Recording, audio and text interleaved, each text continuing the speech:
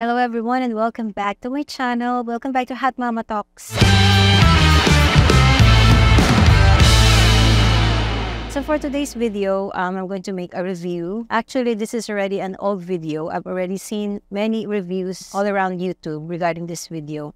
What makes it so special and what makes it so unique? The song that we're going to listen later is one of my favorite songs actually. The song is How Do You Heal a Broken Heart by Chris Walker. So personally, gusto ko yung song na yon and it's on a repeat sa playlist ko. Not that may pinagdadaanan, hindi. Gusto ko lang talaga yung kanta. And now you see pangtunga moments, pang emote, especially nga pag may pinagdadaanan ka. Pero kung wala kang pinagdadaanan, pwede rin naman. It's just, it's music. So it's a listening pleasure. Ang title nito is A Brave Husband Singing on His Wife's Funeral. So I saw this on YouTube and I was really quite amazed how the husband loved his deceased wife.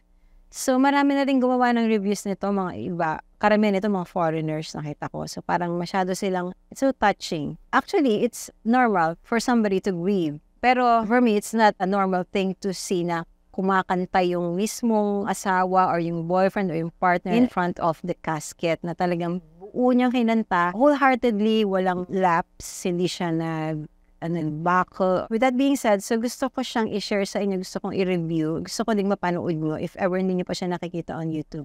Based on this video sa nag-upload, this was taken during the wake of Kuya Dexter's wife. He sang very beautifully and soulfully that even in heaven could hear it out loud. So very nice naman yung description nung nag-upload. And for that being said, pakinggan natin to. So, masyado niya lang mahal si wife niya. Kaya ganyan. So, let's hear it.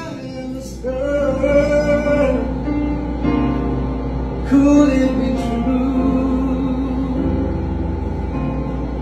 Are you the girl I thought I know?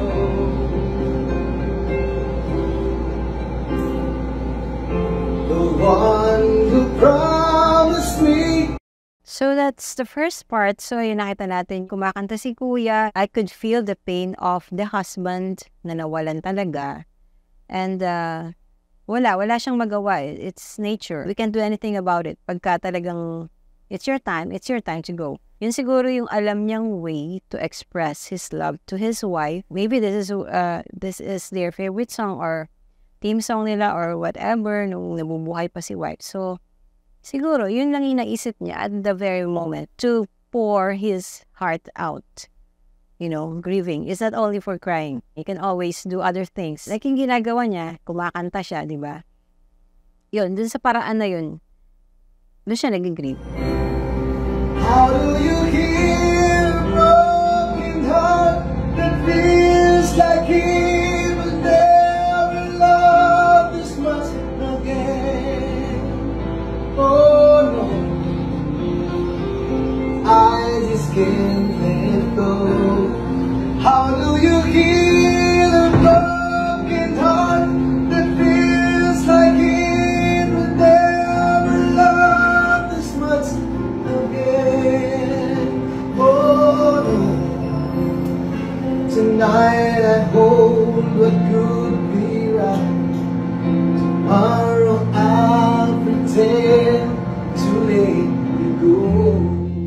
So yun, ano na to, sa part na to, di ba, gumanon siya, tapos nag-lean siya doon, tinitigan niya yung wife. Wala ko masyadong masabi, but it's just an emotion. Actually, no words can ever describe yung pinaglalabanan ni Kuya or ni husband sa loob niya. Kung ano yung nararamdaman niya, siya lang yung nakakaalam nun. And of course, there's pain, there's longing, there's missing, there's, you feel sorry for everything. Na kung meron lang siyang magagawa to bring back the wife, pero wala na eh. Ganun talaga. It's very unusual lang for somebody. Siguro sa babae, pwede to eh. Maraming babae na kumakanta sa wake. Pero yung lalaki kasi, ang nature nila talaga eh, hindi umiyak. Pero, ito si Kuya Dexter, he doesn't care. Diba? Wala siyang pakialam. Basta, bakit? Nararamdaman ko to eh. Ano ba sa inyo, diba? Favorite song ko to, kaya kong kantahin, kakantahin ko. Dahil mahal ko yung asawa ko. Ganun. Diba? to leave, start a new life to go. Those words I thought you never say. How do you heal a broken heart that feels like it would never be this much again? Oh no, I just can't let go. At this part of the video, parang ano na siya, nagle-let go na siya ng emotion niya. So may mga gestures. In a way, parang relax na rin siya na tanggap na niya. Ang ginagawa na lang is parang paying tribute, the very least that he can do. What I'm amazed is, paano niya na kayang kumanta na hindi... Kasi sinubukan ko to eh. Nung namatay yung nanay ko, parang meron kaming eulogy, although ginawa lang siya sa Zoom. Parang naisip ko rin, should I offer a short song?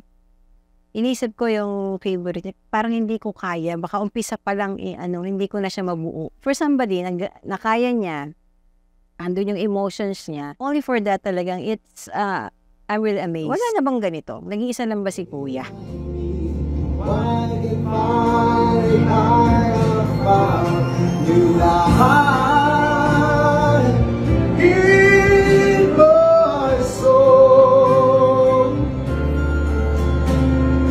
Finally, I know how to let you go.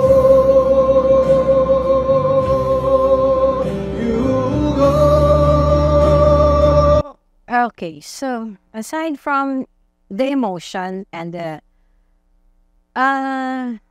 tribute that he's offering, yung boses ni Kuya, I think wala namang kasing sinabing description if he is a musician or he's a singer by profession. Pero I'm amazed kasi magaling siyang kumanta, pang pro yung dating ng boses niya. May vibrato pa, may tremolo, umiiyak pa, isang kapa, diba? Broken heart that feels like this, you never loved this much again. Oh no, tonight I hope it could be right. Finally I know how to let go.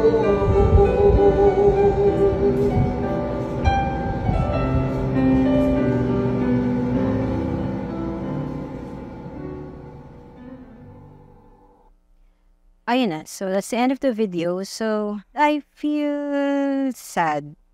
Wala akong ibang emotion na maramdaman kundi sad. Kasi ilang beses ko na itong napanood, kaya hindi ko na... Pero nung mga una-una ko itong napanood, maluha-luha din ako kasi it's so heavy and it's so sad. Only for that, I'd like to extend my, of course, late condolences to the family of the wife and, of course, to Kuya Dexter. Kung sino man si Kuya Dexter, nakita ko lang yun. So, ano bang take ko dito? Ang take ko dito is, till death do us part.